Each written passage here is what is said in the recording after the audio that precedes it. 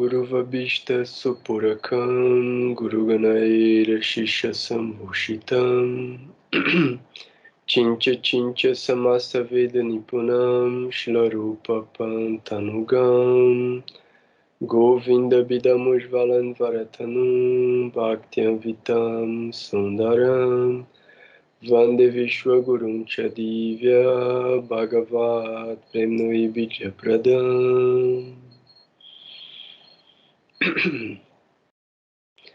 Vanja Kalpatarubhyascha Kripa Sindhubhya Evacha Patitanam Pavanebhyo Vaishnavebhyo Namo Namaha.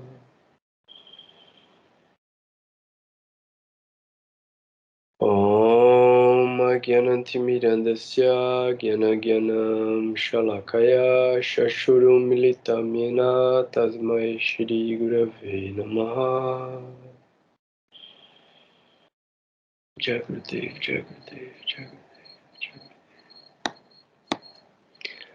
Boa noite a todo mundo. Faz uma semana, mais de uma semana que a gente não se fala, mas a gente volta com conteúdo e com perguntas também. Então, relacionada ao exercício que eu passei no grupo para funcionar como um identificador de carecas, né? Então, a gente estava falando sobre as casas, sobre os triconas e sobre o efeito do posicionamento de planetas nessas casas, nesses triconas. Então, como anteriormente, e isso está no canal do YouTube, a gente fez uma série de aulas sobre o posicionamento do regente das casas em outras casas, o efeito relacionado a isso também pode ser uma camada de informação a ser acrescentada dentro do código. Então, eu queria começar trazendo de uma maneira um pouco mais específica, talvez, a forma como funciona o código, né? A montagem desse código-fonte, né? Dessa programação. Então, a gente já observou que são camadas de informação que vão se sobrepondo e, de uma maneira matemática, algumas dessas características anulam outras características, potencializam algumas características. Então a gente tem uma mistura de interpretação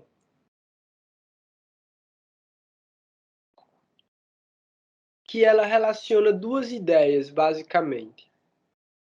Uma ideia é uma ideia no sentido semântico, no sentido de significado.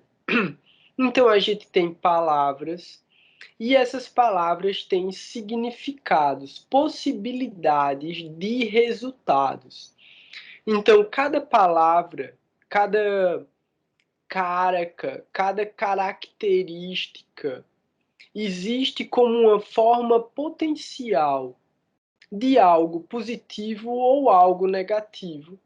Que, como já foi dito também, né, tudo são marcadores emocionais.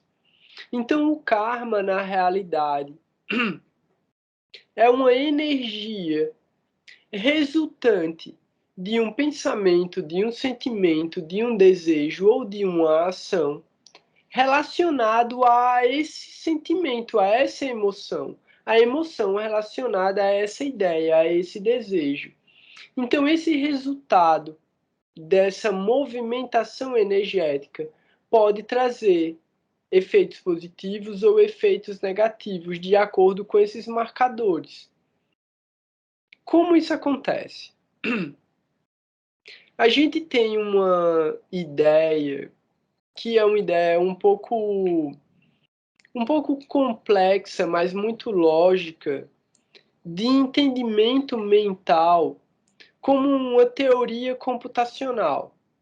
Então, o cérebro da gente, ou o nosso comportamento, porque o cérebro ele é simplesmente a parte física, o hardware, onde funciona todo o nosso processamento de dados, todo o nosso raciocínio, toda a nossa percepção existencial, ela acontece como um resultado eletroquímico de um campo magnético que se manifesta dentro do cérebro.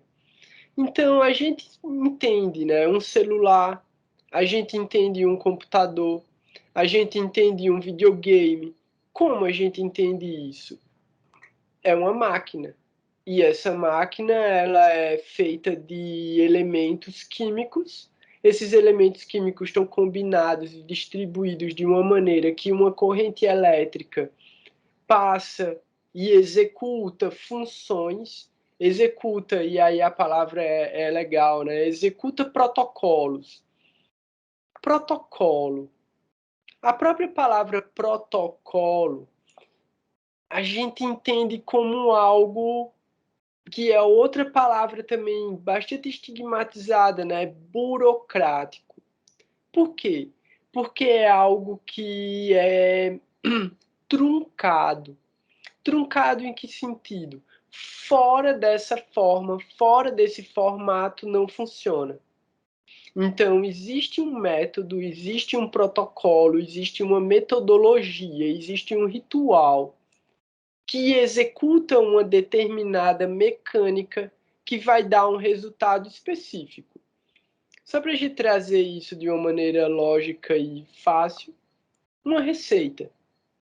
Então, vão ter várias receitas de comida, tipo um bolo, ou um sorvete, ou sei lá, alguma receita que seja específica, que você precise seguir determinados passos para poder chegar naquele resultado da maneira como aparece na foto, aparece no desenho, ou você comeu num determinado lugar e sentiu aquele determinado sabor. Para chegar naquele resultado, existe uma metodologia. Então, esse processo ele já havia sido identificado pelos sábios há milhares de anos.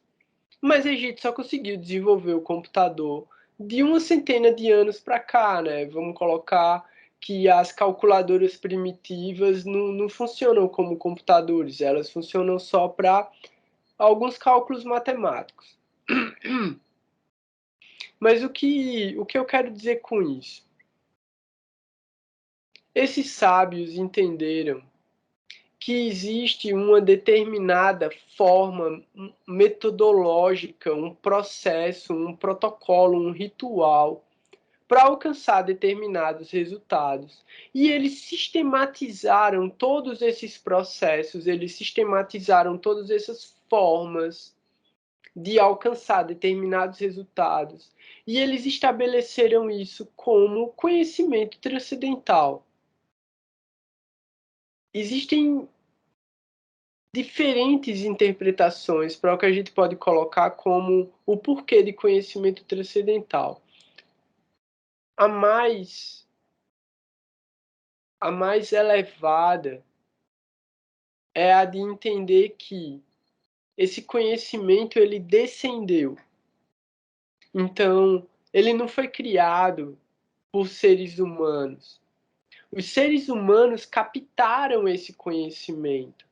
E como é que eles captaram esse conhecimento? A gente volta para o primeiro pressuposto, de que nós, em realidade, somos um campo eletromagnético que funciona dentro do cérebro e ocupa todo o corpo. A gente controla esse corpo, a gente vibra esse corpo, a gente emana energia através desse corpo e a nossa percepção de si mesmo, ela está dentro de um processo que está entre o coração e o cérebro. Então, ou a gente é racional ou a gente é emocional. Mas a gente sabe que biologicamente toda ideia de movimentação de pensamentos acontece no cérebro com conexões nervosas espalhadas pelo corpo inteiro. Uma ideia simples também da gente entender isso, é interessante pensar dessa forma antes, a metáfora seria relacionada a um rádio. Mas hoje a gente tem o celular que traz uma complexidade muito mais acessível de pensamento. Então, assim como o celular, ele tem uma operacionalidade e uma conexão, uma conectibilidade, né? Uma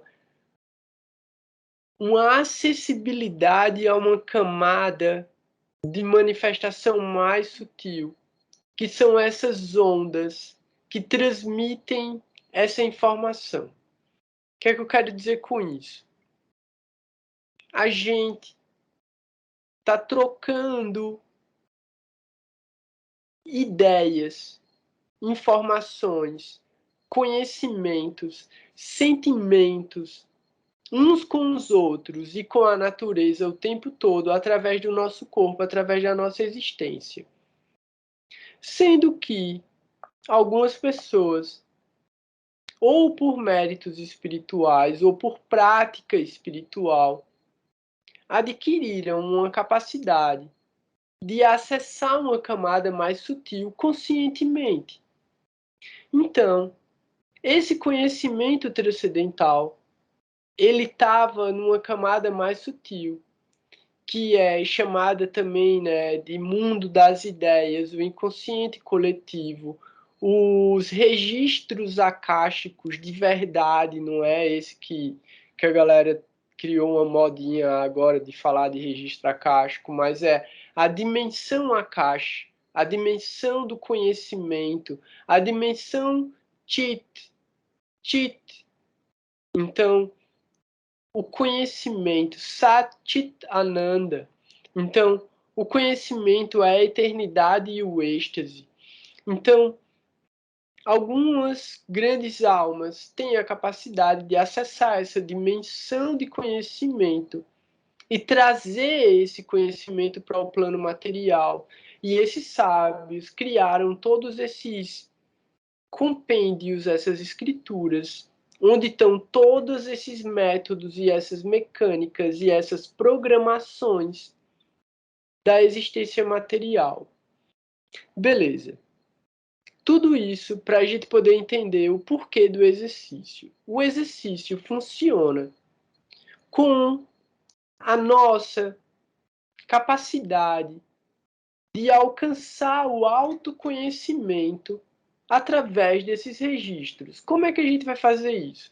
Os sábios já fizeram um trabalho pesado, que foi descender o conhecimento, decodificar esse conhecimento e deixar ele nas escrituras. O que é que a gente tem? A gente tem palavras, a gente tem características, a gente tem potências que são definidas através de toda essa matemática relacionada à interpretação do posicionamento dos corpos celestes.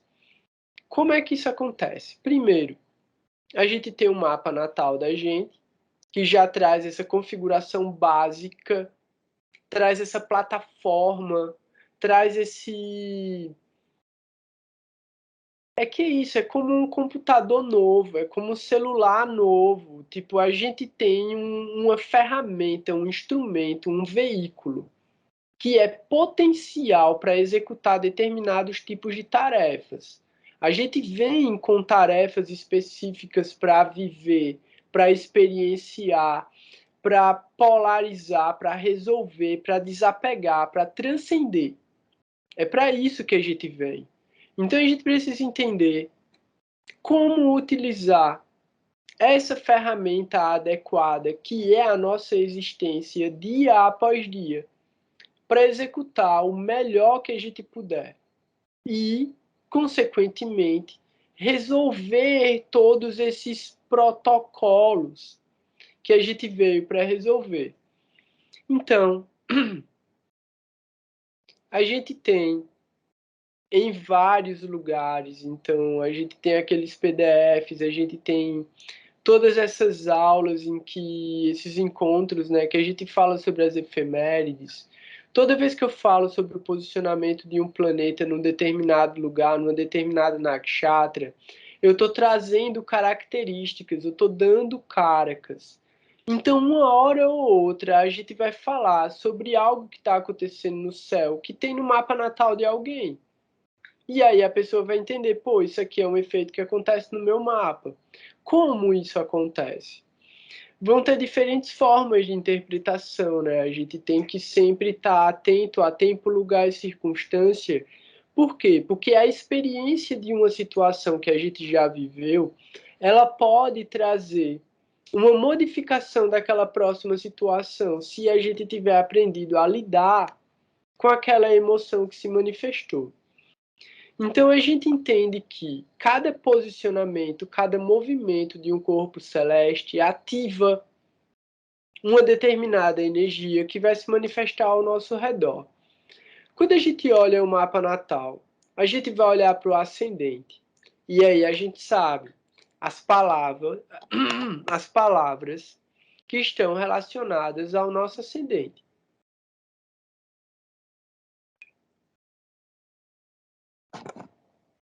A gente vai ter o significado do ascendente como a casa e todas aquelas características relacionadas a essa casa. E aí a gente vai ter um signo que está no nosso ascendente e toda uma série de características relacionadas a esse signo e possíveis efeitos que ele pode gerar. A gente vai ter a nakshatra específica do nosso ascendente, que vai trazer ainda mais tipo profundidade no entendimento dessa nossa casa 1, desse nosso nascimento, desse nosso corpo, da nossa personalidade, do início da nossa existência, né? Então, a gente já está vendo aí séries de palavras que vão se combinando. Mas aí a gente vai ter mais um, a gente vai ter tipo planeta. Tem planeta nessa casa? Qual é o planeta? Qual é a posição específica do planeta em relação a toda essa estrutura que é a casa? Então, ele está antes do grau do ascendente, ele está depois do grau do ascendente, ele está na mesma nakshatra do ascendente ou ele está só no mesmo signo? Se não tiver planeta lá, onde está o regente do signo? Opa, beleza. Então já a gente vai abrir para fazer perguntas. Então a gente vai tendo camadas de informações que a gente vai sobrepondo para poder entender como é que aquela determinada área da vida está manifestando os efeitos dela.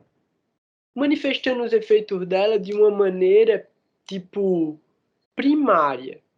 Por que primária? Porque é a configuração original. Mas ao longo da vida, você foi adquirindo experiência em relação a isso e entendendo o resultado das suas ações dentro dessa estrutura e podendo modificar o seu próprio comportamento. Então, quando a gente olha, que isso é mais uma ideia de interpretação, quando a gente olha para o mapa, a gente tem que levar em consideração a idade da pessoa também. A gente tem que levar em consideração quais Mahadashas essa pessoa já viveu e o quanto ela adquiriu de conhecimento ao longo desse processo, porque muitas vezes um planeta começa dando resultado de um jeito, passa a dar resultado de outro jeito e acaba dando resultado de outro jeito no final. Então, o que a gente olha cada vez que a gente vê, tipo, o que a gente entende, cada vez que a gente olha para o mapa, é diferente. Então dá para olhar para o mesmo mapa de diversas formas.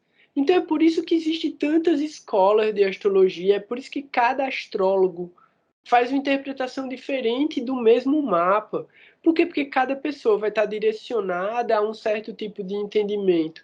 E cada vez que ela olha para aquilo, ela vai entender aquilo de uma maneira diferente. E o próprio dia que se olha o mapa vai trazer informações diferentes. Então, esse exercício, e é um exercício chato, por quê? Porque, para mim, esse exercício já tem o quê? Quase 7 anos que eu estou aplicando esse exercício.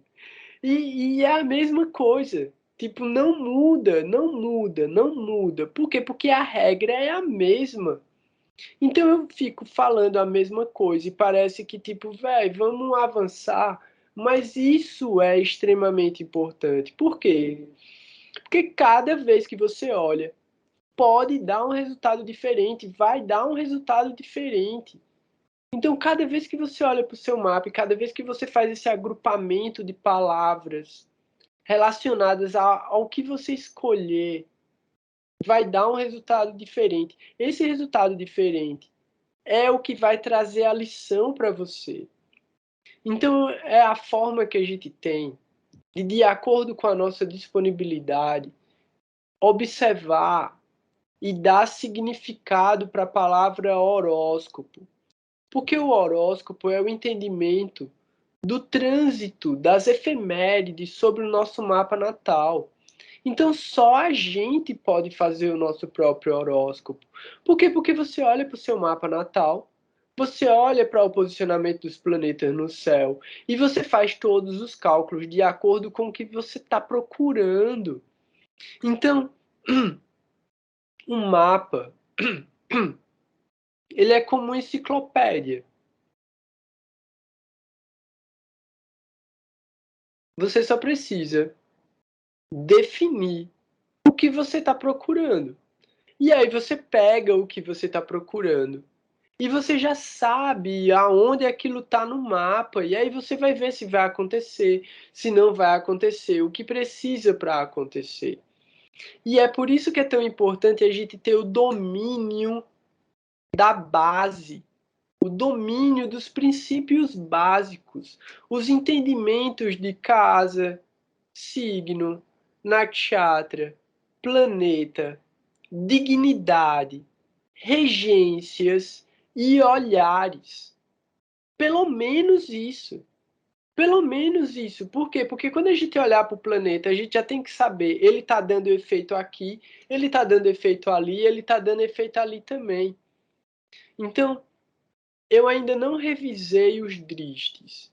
Eu vou deixar os dristes para a próxima semana. Essa semana a gente vai continuar falando sobre as casas e esse efeito que essas casas geram de acordo com os planetas. Então, só para a gente poder trazer mais ideias a respeito de efeitos, antes de começar, eu estava falando com a Clarice e a Clarice estava com uma dúvida.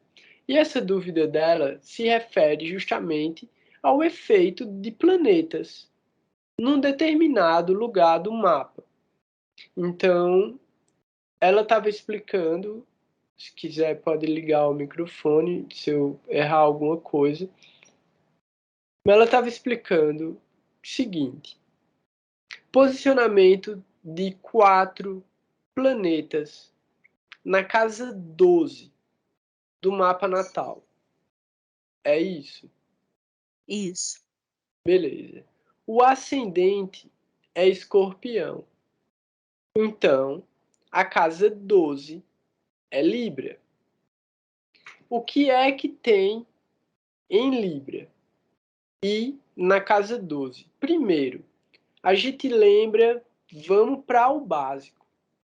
Casa 12, casa de Moksha. Tricona de Moksha. Então, ela é a última das 12 casas, é a casa que justamente vai falar sobre o aspecto de transcendência. Transcendência é um processo. Transcendência exige, como eu estava falando, uma metodologia, um protocolo, uma ritualização. Então, é rapidinho. Ó, o Augusto entrou. Boa noite, Augusto. Eu vou deixar no mudo o teu microfone. Qualquer coisa tu liga se tu precisar falar. Só para não dar conflito depois na gravação. O que é que acontece? Quando a gente olha para cada casa dar o melhor resultado dela, ela precisa movimentar a energia. Então é muito interessante a ideia do estudo do Bhava Chakra. Por quê? Porque Bhava Chakra, ele vai colocar a cúspide como sendo o ponto, o eixo para todas as casas. Então você tem o grau do seu ascendente batendo a cúspide e todas as outras casas vão se alinhar de acordo com essa cúspide. E aí alguns planetas eles estão posicionados numa determinada casa e vão dar resultados em outra casa. Mas por que isso é importante? Porque a gente sabe que quando a gente nasce, a gente não tem muita força. Apesar que eu tenho até uma crítica interessante a fazer sobre isso, assim, sobre essa modernidade familiar, né? Tipo, no meu tempo, criança ficava calado. Criança fazia o que os pais mandavam e quando desobedecia, o pau comia. Criança não tinha querer, não tinha vontade, não tinha, eu não gosto disso, eu não vou comer isso, eu quero aquilo outro. Tipo, tinha disciplina, tinha ordem, tinha respeito com os mais velhos e com a palavra dos mais velhos. Então, o entendimento básico é de que você começa sem força para ir ganhando força ao longo da vida até alcançar o ponto em que você se independe. E aí, a partir disso, a sua energia se transforma e aí alcança a autorrealização. Isso são os 30 graus de cada casa, é a maturidade de cada casa, é a maturidade de cada signo. E existe a maturidade do planeta transitando dentro desses 30 graus também. A minha crítica em relação a isso é só que, tipo, hoje em dia as crianças é que mandam, tá ligado? Tipo, tem um trabalho sobre a publicidade muito interessante que foi feito nos Estados Unidos, que aconteceu um grande movimento de manipulação das crianças através da propaganda, e as agências nos Estados Unidos têm agências regulatórias de propagandas para crianças, porque controla a mente deles, implanta ideias dentro da cabeça das crianças, faz parte da programação, como eu estava falando, faz parte dessa neuroprogramação, né, feita através de imagem e texto, essa neurolinguística e imagética, né? Então, assim, a gente tem que ter muita atenção na medida da nossa capacidade de manter determinadas qualidades que são qualidades culturais mesmo, tradicionais, de manter, de tipo de respeitar os mais velhos e ensinar a respeitar os mais velhos, tipo aprender. Por isso que a gente tá falando tanto, né? Agora já mudou, eu acho, muda amanhã. Saturno entra em Danista, ele sai de Shravana. Então a gente veio esse tempo todo, né, falando sobre Shravana e justamente sobre, deixa eu ver se ele já, ele está no Pada 4 de Shravana. Amanhã ele entra em Danista, então a gente vai falar sobre isso também. Então assim, todo o processo de aprender através de ouvir, essa tradição, né, oral e de transmissão do conhecimento de mestre a discípulo, dos mais velhos para os mais novos, tudo isso se deturpou, se perdeu, né, e degenerou a sociedade. Então, é mais um dos elementos de degeneração da nossa sociedade, é a falta de capacidade de aprendizagem. Por quê? Porque não existe mais o respeito hierárquico do conhecimento. Porque o próprio conhecimento se transformou em algo efêmero. O conhecimento, a base, a estrutura do conhecimento se transformou em algo passageiro. A gente não tem mais uma ideia firme, uma ideia sustentada mesmo, com estrutura e com profundidade. Tudo isso se perdeu. Tipo, hoje a gente vê uma coisa, hoje amanhã é outra coisa, depois de amanhã já é outra coisa. A gente não tem mais essa segurança em relação ao conhecimento de muita coisa, né? Mas beleza, voltando à ideia, a gente tem casa 12. Eu estava falando da maturidade dos signos, da maturidade das casas, da maturidade dos planetas em relação aos graus. Isso é uma coisa, a gente vai fazer essa avaliação através do Bhava Chakra. Nesse mapa que a Clarissa fez a gentileza de oferecer o mapa dela como uma dúvida para o estudo, ela tem o Sol, a Lua, Saturno e Júpiter em Libra na casa 12. Então, como eu estava falando, pelas regras, casa 12 é uma casa maléfica. Sendo uma casa maléfica, os resultados que ela tem para dar, geralmente, e aí, pelas escrituras, é uma coisa muito dura, mas a gente consegue transcender essa avaliação mais kármica pesada para uma avaliação mais voltada para o desenvolvimento espiritual. A casa 12 vai falar sobre todos os processos de desapego que vão levar para a transcendência. Desapegar é fácil? Não. Talvez desapegar seja a coisa mais difícil, por isso que é a última.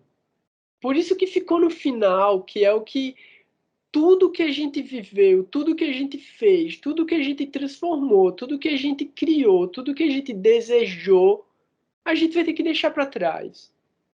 Então, a gente, mais uma vez, culturalmente, não foi treinado, não foi condicionado, não foi educado para isso. A gente não foi educado para o desapego, a gente foi educado para o apego. E aí, a casa 12, entendendo que toda essa ideia é maia, é ilusão.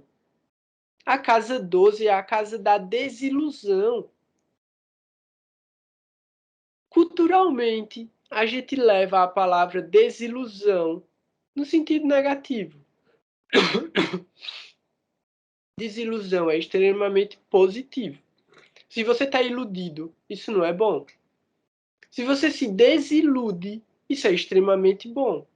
Se você se desilude, você desapega. Se você desapega, você transcende. Observando a sequência das casas e a forma como as casas dão resultados, a casa 10 é a casa do trabalho, é a casa do karma, é a casa da ação. A casa 10 faz parte do Trikona de Arta. A casa 10 é a terceira casa do Trikona de Arta. O Trikona de Arta começa com a casa 2, que é a casa da riqueza, então é a nossa capacidade de manter a própria vida. A casa 6 é a casa de servir. É a casa de servir, de tipo, de servir mesmo, de se entregar ao serviço. A casa 10 é a casa que vai dar resultado, a casa que vai dar ação, a casa que vai dar visibilidade para a gente. Por quê? Porque no mundo material a gente é visto pelo que a gente faz.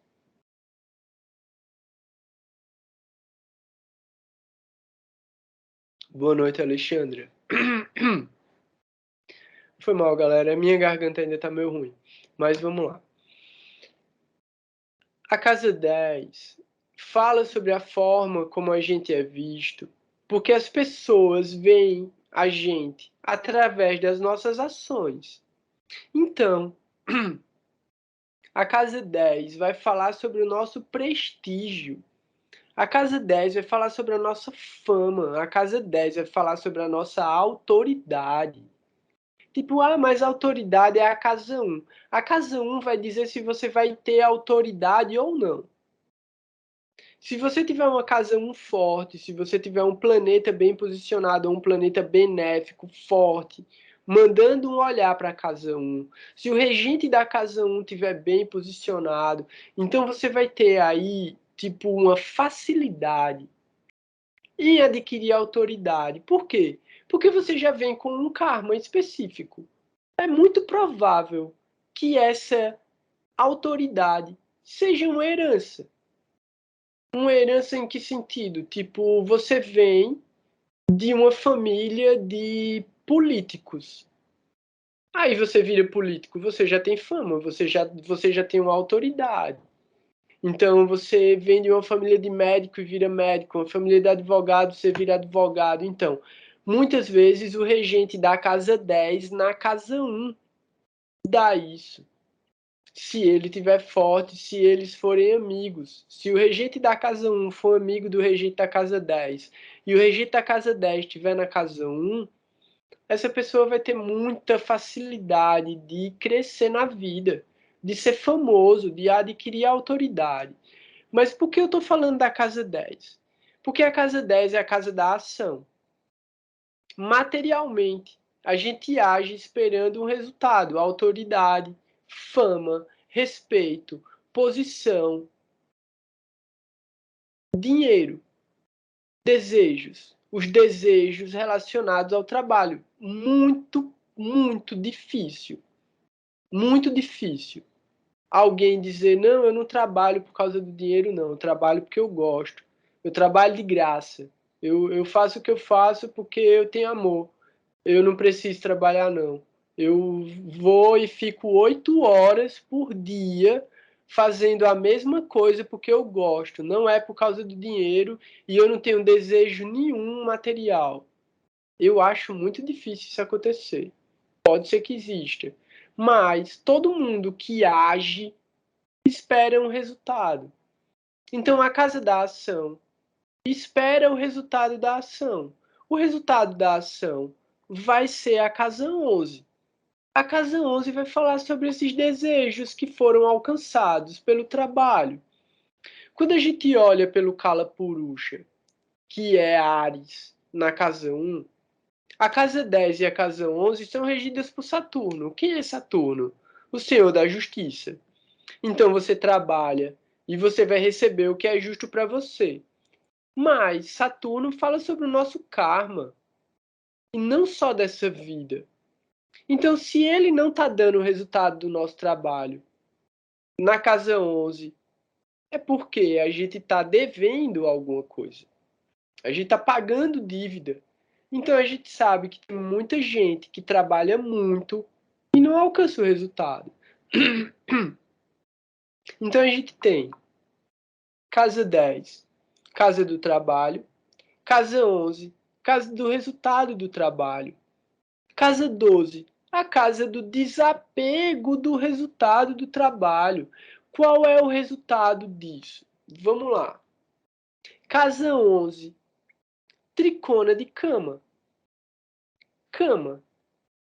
Casas 3, 7 e 11. A casa 3 fala sobre os irmãos mais novos. A casa 3 fala sobre a nossa comunicação, a nossa expressão, a nossa coragem, a nossa busca pela independência.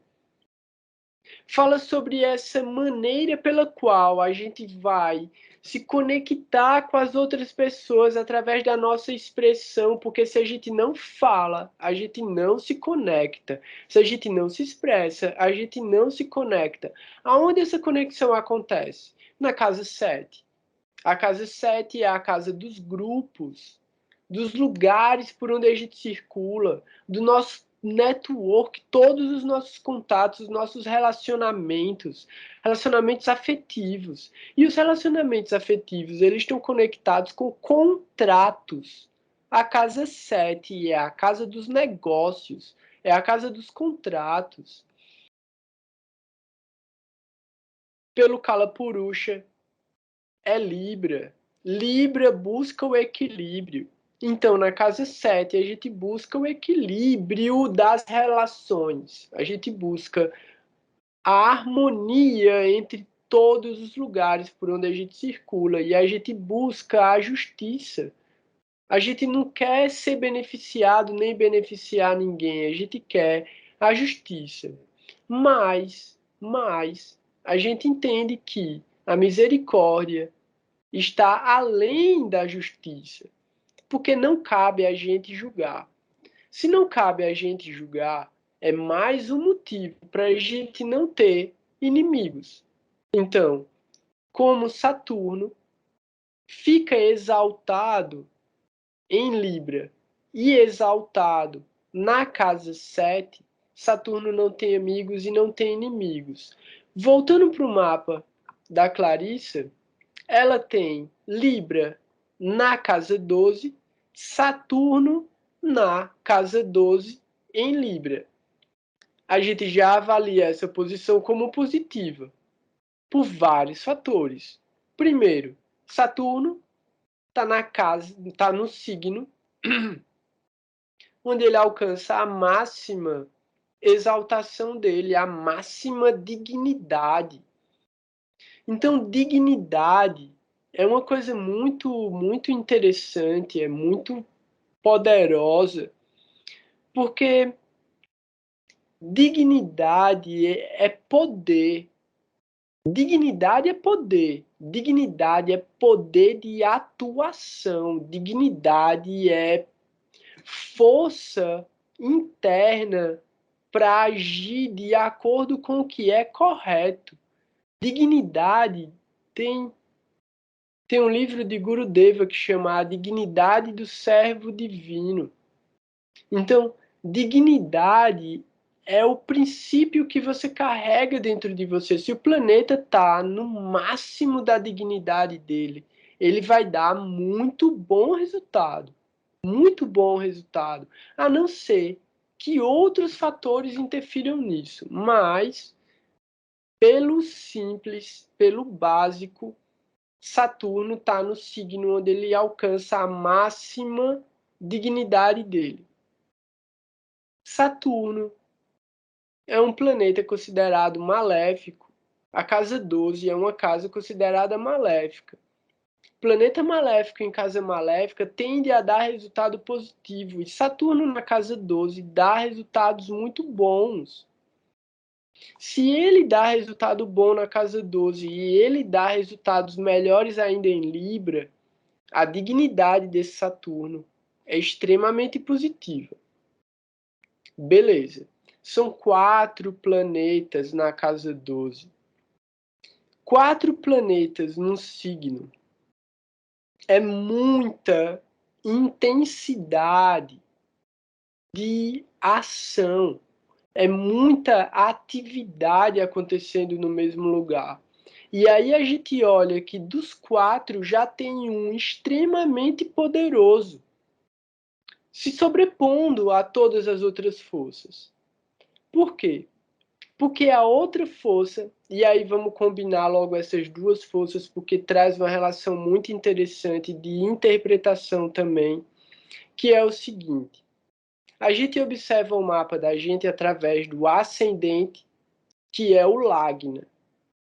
A gente observa através da Lua, que é o Chandra Lagna. E a gente observa através do Sol, que é o Surya Lagna.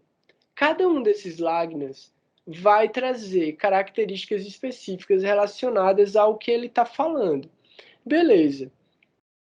O Panchang, que é uma avaliação do processamento básico mental, o sistema operacional básico de cada pessoa é avaliado através do Panchang. No Panchang, basicamente, você vai ter aí a Lua e o Sol. Por quê? Você vai ter Nakshatra, que fala sobre a Lua na Nakshatra. Você vai ter o Vara, que é o dia da semana que a pessoa nasceu. Você vai ter o Titi, que é a posição da Lua brilhante ou escura. Você vai ter Yoga, que é a distância entre o Sol e a Lua. E você vai ter Hora, que é o horário do dia, que também vai ser regido por um determinado planeta. Desses posicionamentos, você vai ver Titi é Lua, Yoga é Lua e Sol, Nakshatra é Lua de novo. De 5, 3, você está falando sobre a Lua. Nesse caso específico, o Sol e a Lua estão posicionados em Libra. Beleza. A Lua é considerado um planeta benéfico. O Sol é considerado um planeta meio maléfico ou maléfico. Mas não dá bons resultados nas casas maléficas. Não é um bom lugar para o Sol. A casa 8, a casa 12 não são bons lugares para o Sol. A casa 6, o Sol ainda pode dar bom resultado, mas na casa 12 é mais difícil para ele. O que acontece?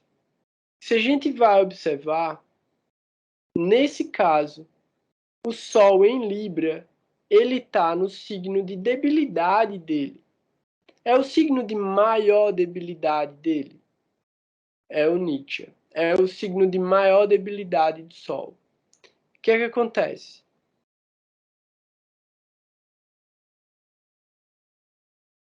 É isso. O que é que acontece? Em Libra, o Sol ele tá num...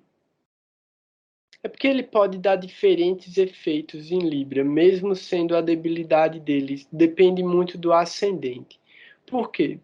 O Sol fica exaltado em Áries. Mas o efeito dessa exaltação pode não ser positivo.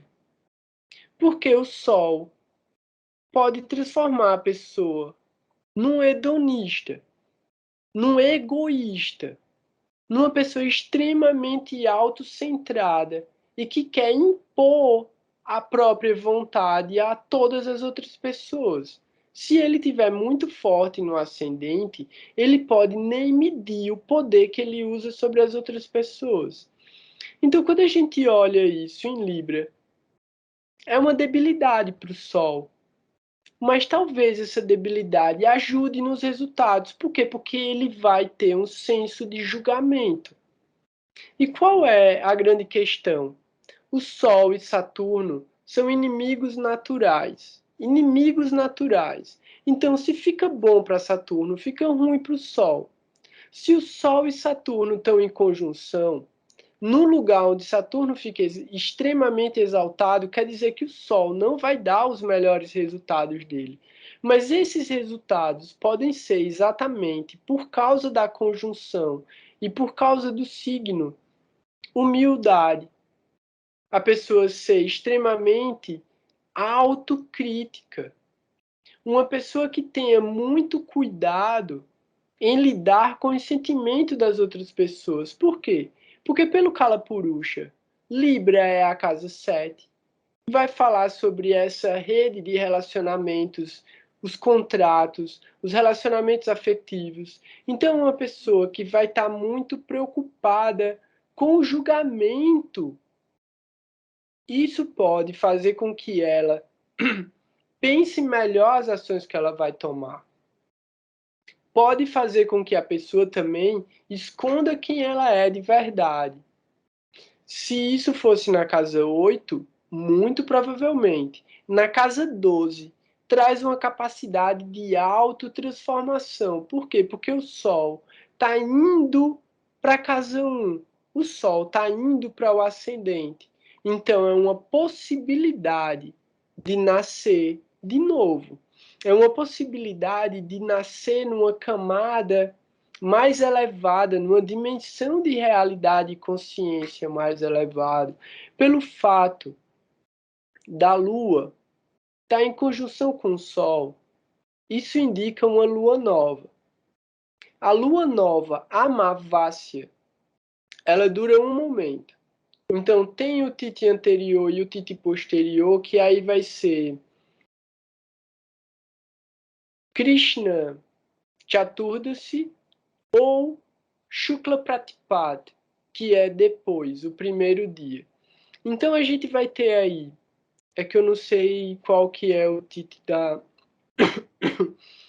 da Clarissa, mas o que importa é o seguinte, essa lua, ela está interiorizada. Por quê? Porque o brilho está no sol.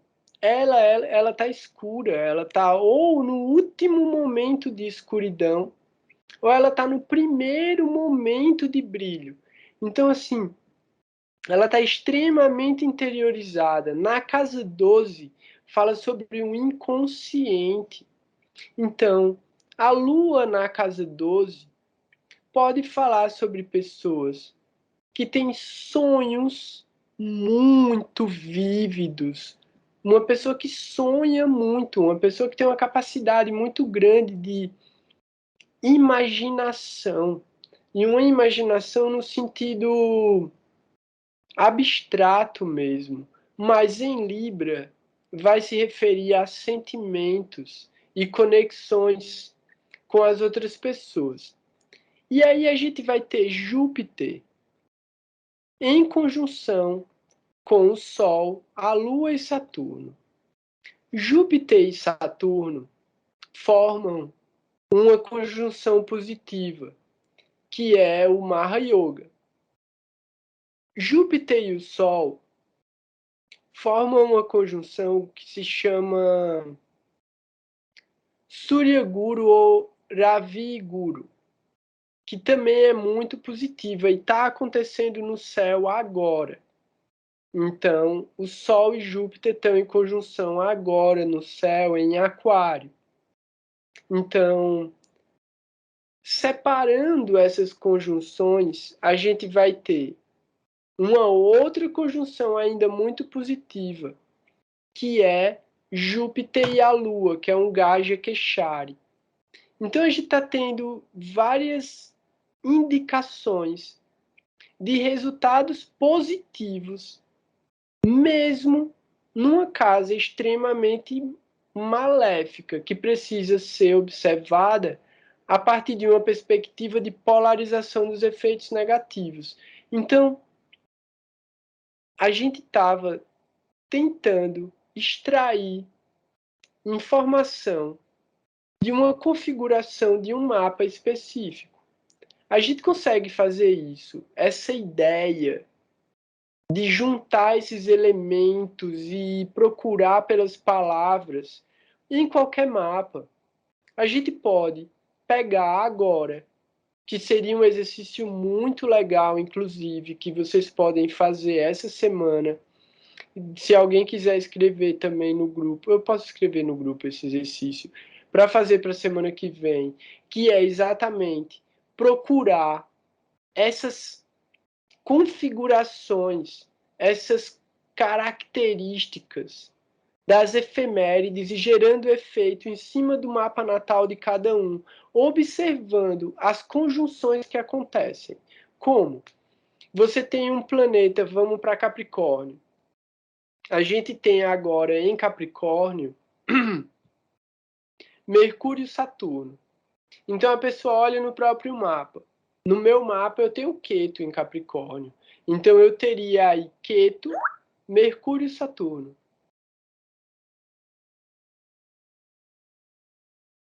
Oh, o Vitor fez uma pergunta aqui, vamos lá. Surya nasceu na nakshatra de Vishaka. Quando um graha é posto no seu Jama nakshatra, isso traz alguma interpretação diferente?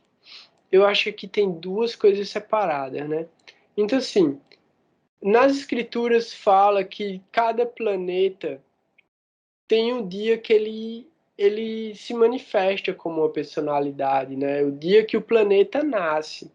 Então, tem um dia de Brihaspati, tem um dia de Surya, tem um dia de Chandra, tem um dia de Mangal, né? Então, durante o ano, a gente vai vendo as comemorações e aparecem esses dias. Então, vão ter dias que são calculados pelo calendário solar e dias que são calculados pelo calendário lunar. E aí todos os calendários justamente trazem essas comemorações, né? Falando para a gente poder criar uma conexão e um relacionamento com esse determinado planeta. Então, assim, vários rituais funcionam como remédios para planetas debilitados no mapa natal, justamente por isso, porque num dia específico você consegue criar uma conexão mais fácil com aquele planeta e através de alguma austeridade você conseguir algum benefício, algum resultado positivo. Quando um graha é colocado no seu Janma Nakshatra, isso traz alguma interpretação diferente? Então o que acontece? Janma Nakshatra é onde está a Lua. A Nakshatra é onde está a Lua no mapa natal da gente. Sempre que um planeta transita por ali, ele vai afetar diretamente a nossa mente. Ele vai trazer memórias da nossa infância, do nosso relacionamento com a mãe da gente. Se for Saturno, quando ele entrar na casa anterior, ele já inicia o Sadhishat. E esse Sadhishat vai durar 7 anos e meio. Então vão ser 7 anos e meio do efeito de Saturno sobre a Lua. Todos os planetas, quando eles se aproximam da Lua natal, eles geram efeito. Eles vão gerar efeito na casa onde aquilo está acontecendo, no signo, na nakshatra e sobre a nossa mente, sobre a nossa percepção das nossas emoções, das nossas memórias, dos nossos desejos e da forma como a gente se relaciona no nível mental. Porque vão ter diferentes tipos de relacionamentos também, né? Então, isso acontece com todos os planetas. Qualquer planeta transitando sobre outro planeta, de acordo com o relacionamento que ele tem, ele gera um efeito diferente ali. Só que tem que considerar a dignidade desse trânsito também. E é aí onde entra o Astakavarga. Olhar a pontuação do Astakavarga para saber se o trânsito daquele planeta naquela determinada casa, naquele determinado signo, vai dar positivo ou negativo. Por quê? Porque se o resultado que aquele planeta vai dar for positivo, mas ele estiver transitando sobre um planeta que está naquele signo e eles são inimigos, a gente sabe que vai acontecer alguma dificuldade ali, mas essa dificuldade vai dar resultados benéficos. Então é uma purificação. Se os planetas forem amigos e o Astakavarga der positivo, esse trânsito vai trazer uma bênção. A não ser que esse planeta que está transitando sobre esse outro planeta estiver numa casa ou no signo que ele está debilitado, ou ele está sendo aspectado por um planeta maléfico, ou ele carrega um karma que vai ter que manifestar um efeito negativo ali. Esse karma ele pode ser avaliado através dos mapas divisionais. Então, vamos pensar, né? Para você saber o resultado, você pode olhar pelo Navamsha. Se no Navamsha, aquele planeta que está transitando, ele tiver algum yoga positivo, ele tiver bem posicionado, ele tiver com a dignidade boa, ele tiver bem aspectado, tiver um yoga bom para ele ali, e o Mahadasha, que é o Vinchantari, o Mahadasha, o Antardasha, o Pratyantardasha, também forem positivos, aí você pode ter certeza que alguma coisa boa vai acontecer ali naquele momento. Mas a gente tem que olhar toda essa série de fatores para poder avaliar, tentar calcular quais são os melhores resultados. Eu não sei se o Vitor conseguiu voltar. Eu consegui, porque eu entrei no computador, porque eu estava no celular. Desculpa, Gaura, eu acho que quando eu estava no celular, eu digitei de uma forma muito resumida. Está perguntando do Jamina Nakshatra do próprio Graha, e não da pessoa. O Janma Nakshatra do planeta. Justamente.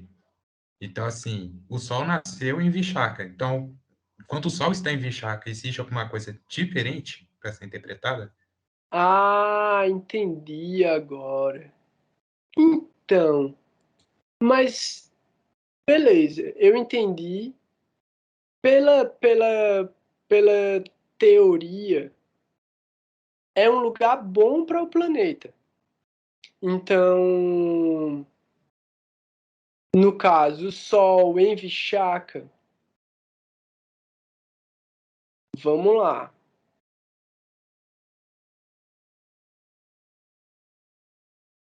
Porque Vishaka vai estar dentro de Libra, certo? Só que tem um pada de Vishaka que está dentro de Escorpião. Vishaka fala sobre escolhas, basicamente escolhas. E aí a gente vê Libra como um signo que é colocado para fazer essas escolhas através de um julgamento. Então, Vishaka está no lugar onde isso se consolida, onde a escolha precisa ser feita. Então, são 3 padas para fazer a escolha. E o último pada é o pada que dá o resultado da escolha. Esse resultado da escolha está dentro de Escorpião. Isso é positivo.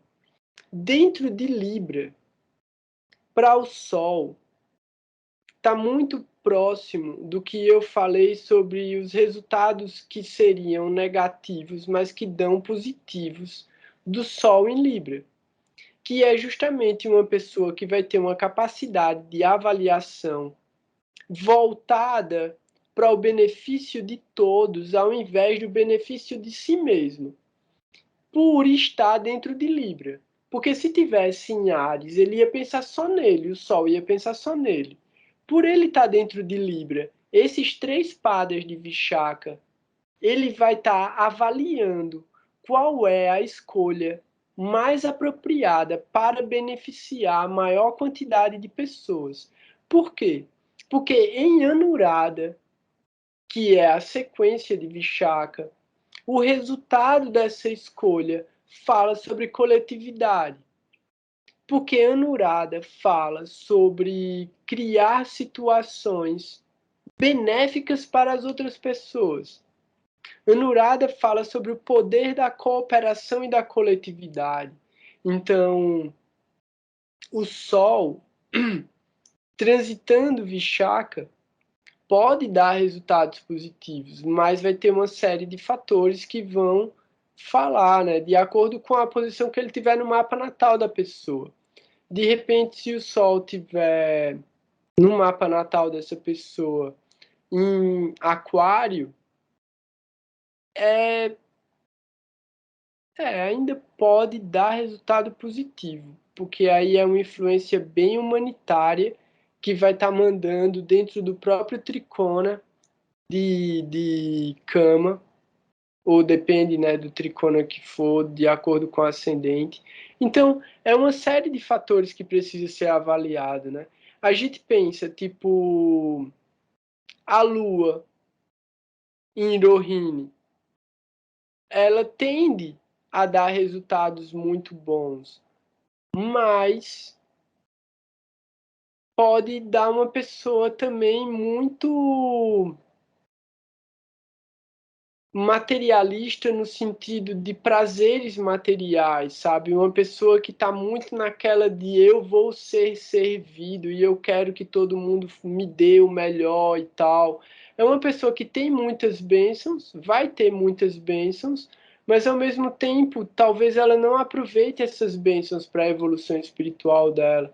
Então, uma série de fatores a gente tem que olhar, né? O planeta pode dar muito bom resultado num determinado lugar, mas esse resultado ele pode não ser bem aproveitado para o desenvolvimento da consciência daquela pessoa. Então, puxa. Ah, pronto. Shravana é regida por Vamanadeva. Vamanadeva é uma manifestação de Brihaspati, que é Júpiter. Só que Capricórnio, mais um, Capricórnio é o signo de debilidade para Júpiter, porque ele fica exaltado em Câncer. Então, Júpiter daria resultado negativo dentro de Capricórnio. Mas em Shravana, e a Shravana é regida pela Lua, e aí a Lua e Saturno, a Lua e Júpiter formam um Gajakeshari, né, que não é uma conjunção, mas é uma relação por regência que dá resultados positivos. E aí a gente observa justamente que o maior resultado de Shravana é a aquisição de conhecimento através de um mestre espiritual. Então, Júpiter aí pode dar resultados muito positivos, mesmo sendo a posição Nitya para Júpiter, a posição de debilidade para ele. Então, existe uma quantidade de variáveis muito grandes para a gente entender o que é que vai dar positivo e o que vai dar negativo em relação ao posicionamento de planeta, até porque pode dar positivo e negativo, porque a gente tem karma bom e karma ruim misturado. Então, é complicado, mas a gente vai, através, como eu estava falando, através do exercício, o autoexercício, de procurar por esses indicadores e com sinceridade, né? A gente ter também essa capacidade de autoavaliação, de procurar o que é bom e potencializar o que é bom e procurar o que é ruim e corrigir o que é ruim. Essa é a grande lição que Gurudeva passou, né? Procurar pelos próprios defeitos e corrigir esses defeitos e usar as nossas qualidades para o benefício de todas as pessoas. Então, é muito interessante mesmo a forma como é variável os resultados possíveis do posicionamento dos planetas, né? Então a gente tem que ter muita dedicação em procurar também, né, cada vez mais informação para poder transformar essa informação em conhecimento. Então, depende muito justamente da dedicação de cada um em estar procurando por esse conhecimento e na medida que também cada um se sentir à vontade, perguntar. Porque perguntar movimenta a energia de uma maneira diferente e a gente adquire mais conhecimento através dessa troca, né? Dessa reciprocidade através das perguntas. Então, alguém quer comentar mais alguma coisa? Quer fazer mais alguma observação em relação às casas, ao exercício? Eu queria pedir desculpa, que acabou que minha pergunta ficou fora de tempo e tirou o fluxo da discussão que estava, né? Que era sobre o exercício. Não, pô, tá tudo certo. É muito interessante, por quê? Porque, como tu falou, eu não tinha relacionado o Jama ao local de aparecimento do planeta, né? Eu sempre penso na Lua. Mas a tua pergunta é muito boa, por quê? Porque eu estava falando sobre trânsito. Então, quando o planeta está transitando sobre determinados lugares, ele vai dar determinados resultados. Você perguntou quando um determinado planeta transita sobre a Nakshatra, onde ele mitologicamente nasceu.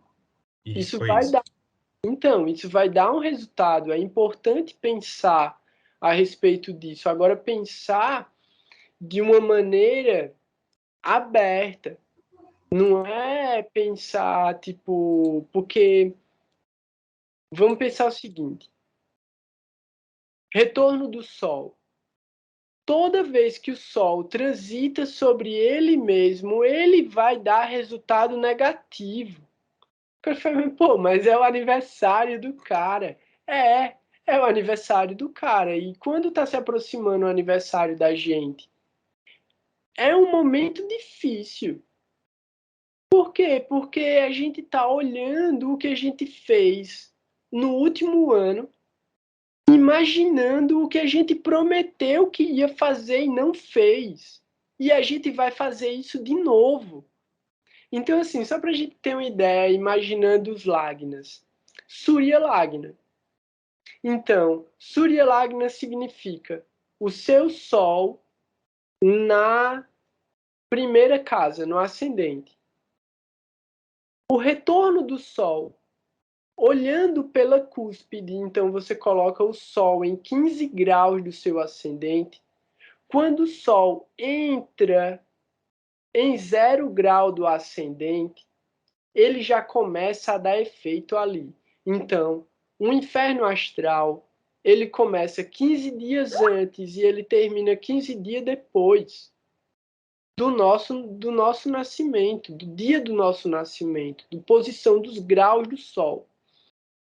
Quando esse Sol entra nesses 15 graus anteriores, é como se o bebê tivesse pronto para nascer e as coisas começam a acontecer com ele ali e ele vai ser jogado para fora para o mundo. No nosso caso, são as memórias. As memórias do que já ficou para trás. Já ficou para trás. Por quê? Porque já entrou no ascendente. Está com 0 grau para 1 grau dentro do ascendente, já saiu da casa 12. Então, se você fica olhando para trás, você deixa de nascer. Você não vai deixar de nascer, mas você não vai, tipo, renascer. Você vai carregar tudo aquilo de novo. Você repetiu de ano, pronto. Repetiu de ano. Ou você passa de ano ou você repete de ano. Se você fica arrastando o que está atrás, você repete de ano. Então você vai começar de novo no mesmo lugar, na quinta série, vai ficar preso na quinta série. Então, quando você olha para trás, nesses 15 dias, nesse último movimento, você já tem que ter deixado, dentro dos últimos 30 graus, tudo que precisava ser superado. Então, antes de fazer promessas para o próximo ano, de criar, tipo, mas esse ano agora eu vou fazer isso e aquilo, você tem que ter resolvido o que ficou para trás. E não repetir o mesmo erro. Então, esse retorno do Sol acontece todo ano. A gente tem o retorno de Saturno a cada 30 anos. A gente tem o retorno de Júpiter a cada 12. A gente tem o retorno de Marte a cada 2. A gente tem a Lua todo mês voltando para o lugar onde ela está. Então a gente tem vários renascimentos e cada renascimento desse traz um tipo de configuração emocional diferente. O Sol, que é aí o nosso aniversário, ele traz essa força porque ele representa a nossa identidade. Ele fala sobre o nosso ego, ele fala sobre a nossa força, o nosso brilho interno. Ele mexe muito com a gente. E a gente tem esse marcador muito bem definido, o aniversário. Beleza, a gente sabe que existe o aniversário pelos graus do Sol, existe o aniversário pela nakshatra da Lua e existe o nosso aniversário pelo Titi.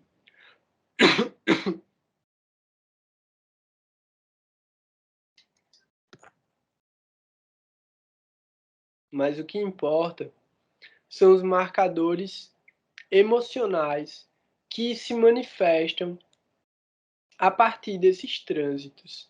Então, só para deixar mais claro mais uma vez, né, a importância de ficar repetindo e refazendo o exercício é para a gente poder entender quais são os marcadores desses trânsitos. Por quê? Porque agora, no céu, Mercúrio e Saturno estão em conjunção. Isso só vai acontecer ano que vem de novo. Então, esse efeito que está acontecendo agora só vai se repetir daqui a um ano e diferente, porque eles vão estar em outro signo já.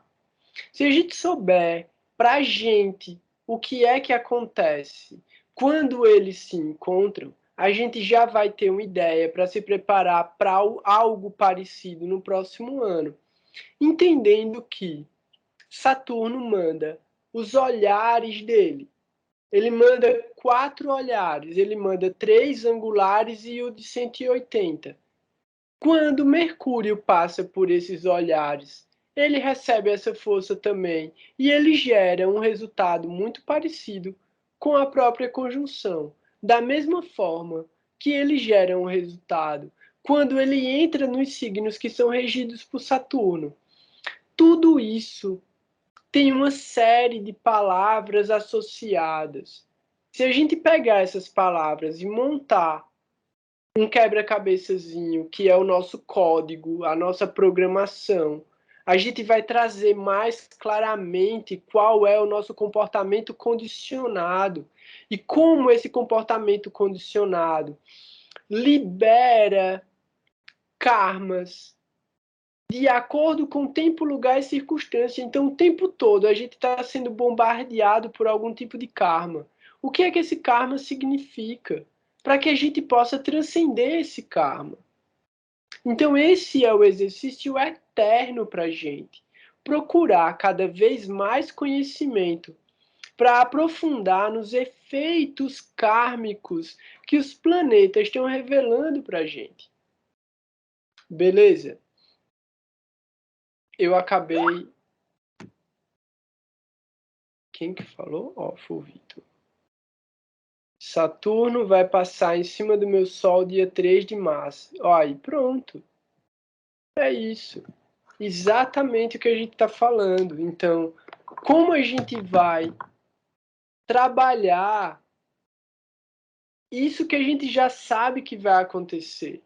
Então, como eu posso entender isso de uma maneira benéfica, favorável? Então, assim, é muito interessante, né? Saturno, ele dá resultados benéficos para quem é austero, para quem é disciplinado, para quem é justo.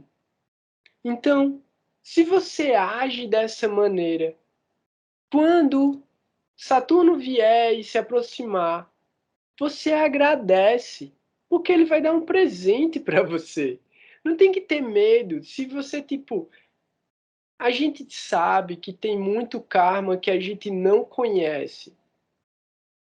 Mas uma das maiores qualidades, talvez a maior qualidade do mestre espiritual não é o conhecimento, é a misericórdia.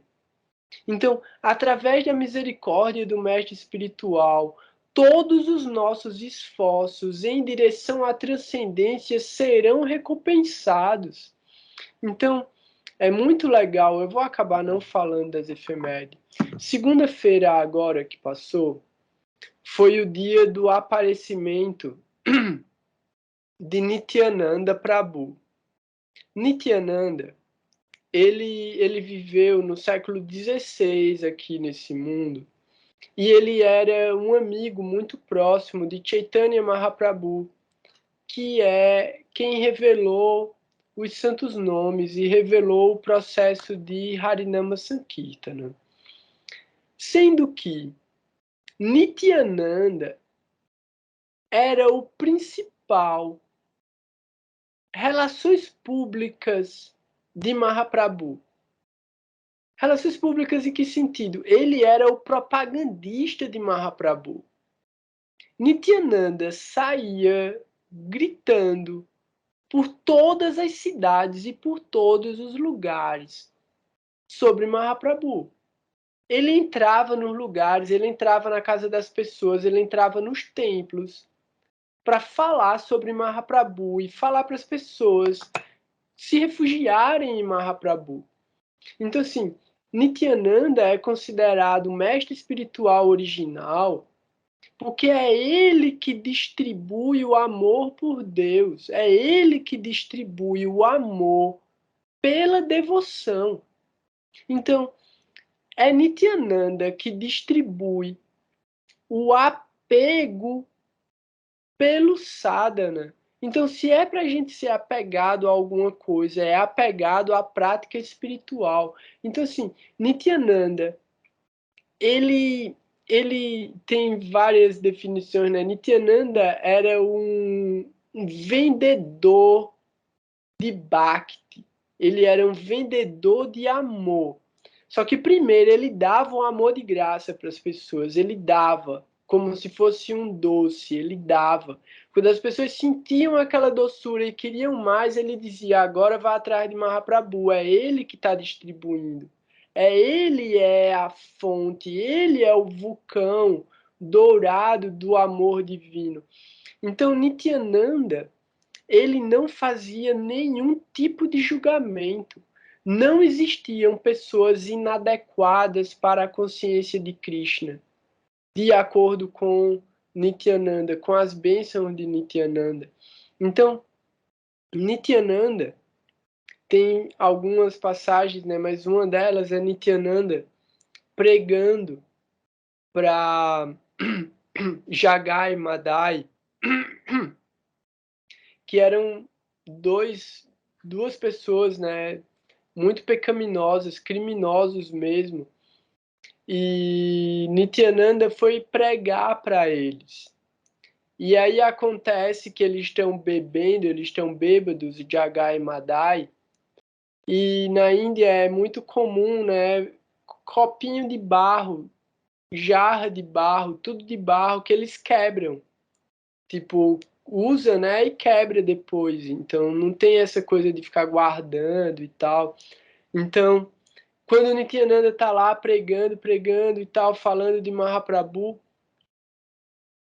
acho que é Jagai, ele pega e joga um desses vasinhos de barro na cabeça de Nityananda e abre um corte na cabeça de Nityananda. E nisso, Mahaprabhu vem chegando e vê o sangue na cabeça de Nityananda, e na hora ele já sabe o que é que aconteceu, né? Então ele vai, parte para matar Jagai e Madai. E aí Nityananda não deixa, Nityananda impede Mahaprabhu. Não, não, você não pode matar eles dois. Você nasceu para distribuir o amor por Deus. Você não veio para matar demônio. Você tem que dar amor para eles. Você tem que, tipo, orientar eles no processo de evolução espiritual. Então, por causa disso, Jagai e Madai já se entregam a Mahaprabhu e se tornam devotos. Então, é uma grande marcação, né? É um ponto muito específico de Mahaprabhu, isso, de ele vem para dar misericórdia para os mais pecaminosos. Por quê? Porque na era de Kali só tem pecaminoso. Então, se a gente for pensar que a espiritualidade é para quem é santo, quem é santo não precisa de espiritualidade, já é santo. A espiritualidade é para quem é caído, para poder se regenerar. Então, a grande força é a misericórdia. Então, a gente tem que pensar nisso. Qualquer desejo, em qualquer momento, de buscar pela transcendência, a gente vai receber a misericórdia por esse esforço. Então, o próprio Srimad Bhagavatam fala sobre isso, né? Maharaj Parikshita, ele só tinha 7 dias de vida. Ele já era um santo. mas ele achava que ia para o inferno, porque ele foi amaldiçoado. Então ele passa os últimos 7 dias dele ouvindo sobre os passatempos divinos. E no final ele se libera, no final ele vai para o mundo espiritual. Então é isso que importa. O ego tem que ser destruído, para que o ego verdadeiro, a nossa verdadeira identidade, que é a nossa alma, ela possa se revelar. Então, por isso que Shileshidhara Maharaj falava die to live. É a morte da nossa própria ideia de quem a gente é, para que a gente possa verdadeiramente nascer dentro dessa existência. Então, essa semana foi muito auspiciosa nesse sentido, porque teve Nityananda Trayodasi, segunda-feira, vai ter Navagrahas, né?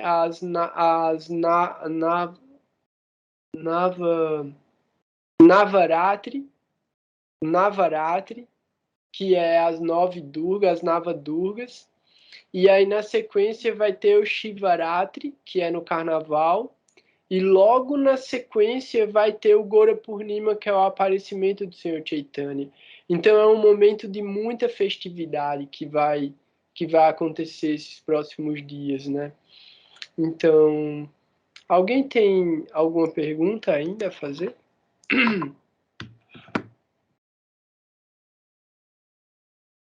Não? Alguém quer falar alguma coisa? Que eu estou procurando aqui a canção para a gente encerrar e eu vou dar uma olhadinha aqui rápida em alguma efeméride muito importante.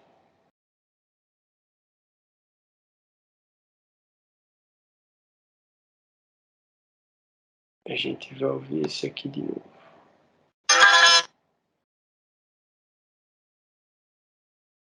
Pronto. Ninguém quer falar nada? Tá todo mundo de boa? Então, como já faz um tempo que a gente não fala de efeméride, é o seguinte. Agora, exatamente hoje e amanhã, e isso ainda vai se repetir algumas vezes nos próximos dias, porque vai ter movimento retrógrado e alguns planetas estão se movendo muito devagar. A gente está tendo um Graha Yuda de Vênus e Marte em Sagitário na nakshatra de Purvashada. Então, a gente já tinha falado que não é um bom posicionamento para Vênus, porque esse signo que é Sagitário é regido por Júpiter e eles não são amigos. Já Marte é amigo de Júpiter, fica mais forte. Mas Vênus é mais rápido, então ele ganha esse Graha Yuda. Mas agora Marte está mais rápido do que ele. Então Marte acaba batendo muito, brigando muito.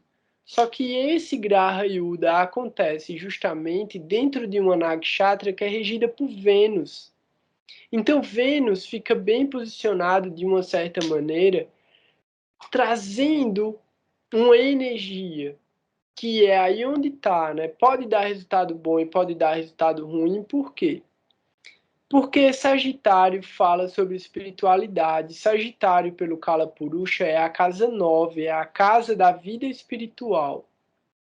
Vênus fala sobre os prazeres materiais. Seria contraditório. Mas Vênus também fala sobre a devoção, sobre o amor, sobre o afeto, sobre a dedicação. Se a gente estiver trabalhando esse processo de uma busca amorosa, de uma busca sincera, de uma devoção mesmo, de uma busca devocional pela transcendência, o resultado desse Graha Yuda vai dar positivo, porque Marte é a energia do sacrifício, é a energia da dedicação, é a energia a própria prática de rituais. É Marte que vai dizer se a pessoa é qualificada ou não. Então, daria resultados negativos pelo ponto de vista romântico, pelo ponto de vista emocional, pelo ponto de vista de prazeres materiais. Por quê? Porque Marte, forte dentro de Sagitário, dentro de um signo que fala sobre espiritualidade, ele não vai aceitar a vulgaridade, a promiscuidade ou a degradação que pode vir de um Vênus mal posicionado, dando resultados maléficos. Então, esse Graha Yuda, ele pode ser bom e ele pode ser ruim. Como eu estava falando a respeito da passagem de Saturno sobre o Sol, no caso do Vitor, pode ser ruim, pode ser muito bom. Tudo depende da forma como a gente já está trabalhando e acumulando karma relacionado a esses planetas. Aí a gente tem, como eu estava falando também, Mercúrio e Saturno dentro de Capricórnio, mas com uma distância muito grande entre os dois. E o que é que acontece? Primeiro, tem uma coisa bem interessante acontecendo que não acontece sempre, que é Vênus, Mercúrio e o Sol em signos diferentes. Vênus está em Sagitário, Mercúrio está em Capricórnio e o Sol está em Aquário. É muito difícil esses planetas ficarem com tantos graus de distância entre eles. Isso já é um fator muito interessante para entender os efeitos que vão ser causados. Dentro de Capricórnio, Mercúrio está com 7 graus dentro de Uttara Achada. Esses 7 graus, eles são os graus de Abhijit, mas a gente não vai falar sobre Abhijit. É muito positivo, inclusive, para Mercúrio estar nesse lugar em conjunção com Saturno.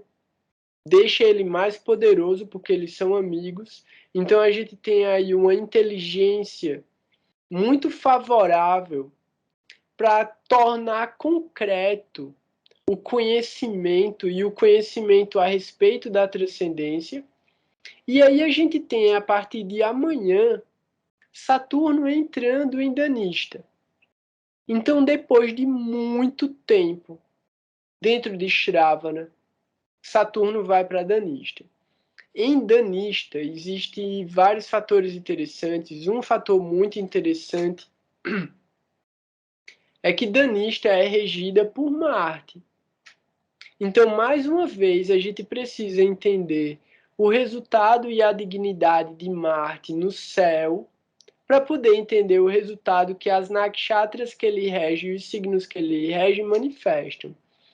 Como eu estava falando, o resultado de Marte pode ser benéfico se estiver voltado para atividades espirituais.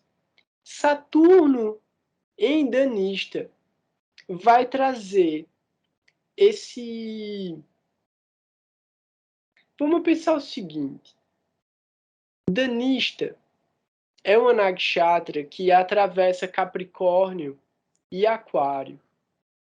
Capricórnio é trabalho duro. Capricórnio é pragmatismo. Capricórnio é o que é concreto, é a ação concreta. Se a ação concreta é correta, ela manifesta o efeito dela através de Danista indo para Aquário, porque Aquário, pelo Kalapurusha, é a casa 11 e é a casa do resultado do trabalho. É o resultado da casa 10. Saturno é o planeta do karma. Então ele dá o resultado, seja ele positivo ou negativo. Então Saturno está se dirigindo agora para o lugar onde ele está executando e alcançando o resultado, alcançando o sucesso. Através de quê? Através do tempo. Por que do tempo? Porque Saturno é o tempo. Saturno é o próprio tempo. Mas Danista fala sobre o ritmo. Ritmo é tempo, marcação de tempo. Mais uma vez, ritual, protocolo, metodologia. Então, Saturno sabe que exige tempo, é exigido tempo para executar os protocolos e alcançar os resultados. Através de quê? Coragem, energia, esforço e muita persistência. Então, esse ritmo, essa cadência, essa batida, que é danista, começa agora a trazer os seus efeitos. Então, a gente tem aí um posicionamento interessantíssimo para Saturno, do ponto de vista de que tudo que ele aprendeu em Shravana, agora, através de um ritmo, através de um processo, através de uma caminhada compassada, ele vai dar os resultados. E aí a gente olha para Aquário, que é justamente onde esse resultado se manifesta, e a gente tem o Sol e Júpiter lá. Para o Sol não é bom. Por quê? É mais um signo de debilidade. Essa debilidade é a oposição a Leão. Então, é uma debilidade de dignidade, em que ao invés dele ser o rei, ao invés dele ser esse grande general e esse grande rei, ele está colocado na posição de ajudar as pessoas que mais precisam. Porque Aquário vai falar sobre o humanitarismo.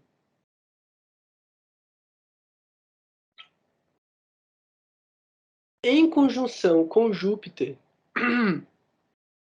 que é o próprio mestre espiritual. E aí o Sol está em Danista, mas ele já está no Pada 4, então ele já vai sair de Danista para entrar em Shatabisha. E aí em Shatabisha é muito interessante por quê? Porque se Danista fala sobre o ritmo, Shatabisha fala sobre a repetição desse ritmo. Porque Shatabisha fala sobre o espaço. Como o espaço? O espaço vazio. O lugar onde as coisas se manifestam. Shatabisha vai falar sobre essa energia de transformação, o ponto de transformação. Dentro de Aquário, com Júpiter, é justamente a transformação através de uma prática espiritual do conhecimento transcendental. Esse yoga, essa conjunção de Júpiter com o Sol, dá resultados benéficos para o Sol, mesmo em debilidade, que é o Guru, Surya Guru Yoga. Então, é o conhecimento brilhando através da entrega a quem necessita de ajuda. Então, a gente tem o Sol, que é a nossa própria ideia, a nossa própria personalidade, ideia de si mesmo, agora desejando estar voltado para o serviço, e esse serviço pode ser afetivo, cuidar carinhosamente das outras pessoas, através da misericórdia e das bênçãos espirituais. Então, distribuir o conhecimento transcendental, entendendo ritmo. E é aí onde a gente vê mais um aspecto de Shravanam Kirtanam, que é o processo de Nama Sankirtanam, que é cantar os santos nomes. Então, tocar, cantar, é tudo parte desse ritmo, dessa música, né, danista.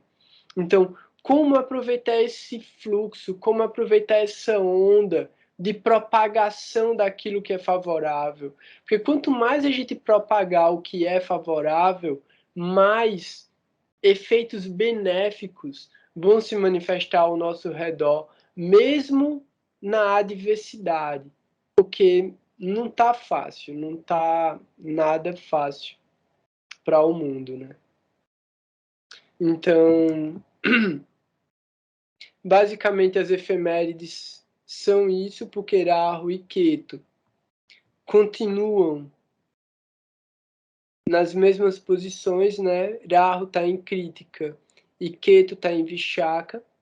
Então, Ketu entrou em Vishaka na última semana que a gente falou, né? Então, eles ainda estão nessas posições. E a Lua, que está em Leão agora, mas bem rapidamente, daqui 2 dias, ela já está em Virgem. Então, alguém tem alguma dúvida? Alguém quer falar alguma coisa?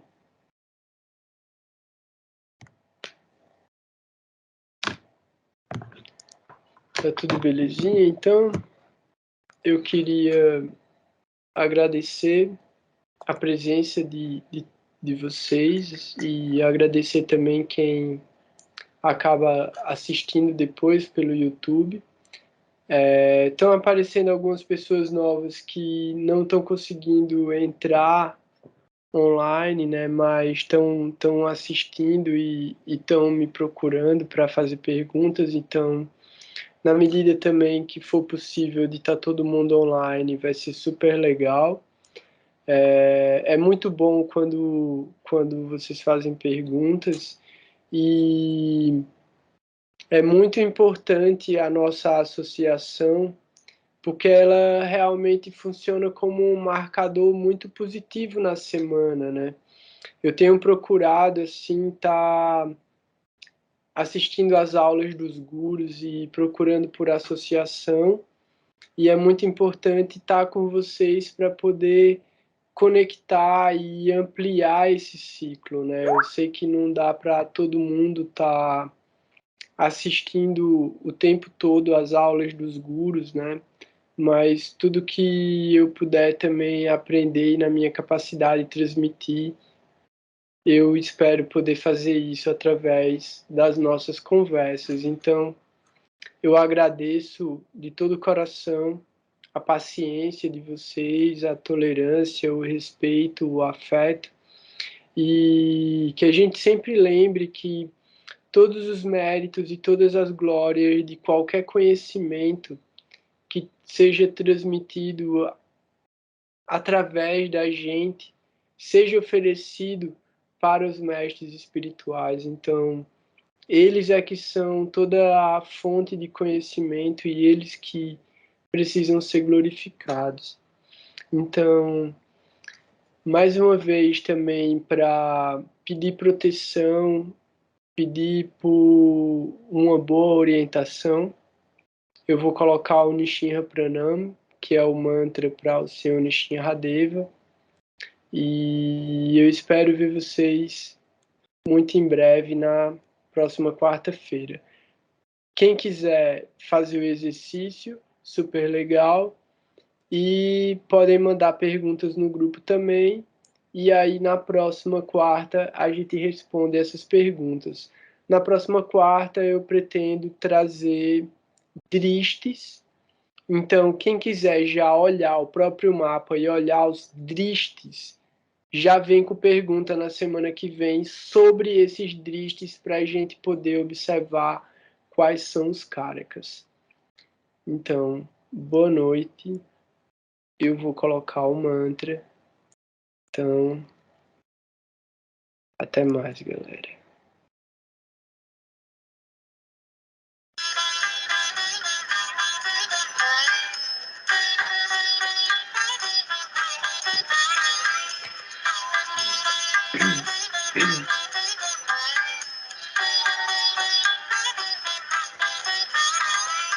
Namaste Narasimhaya.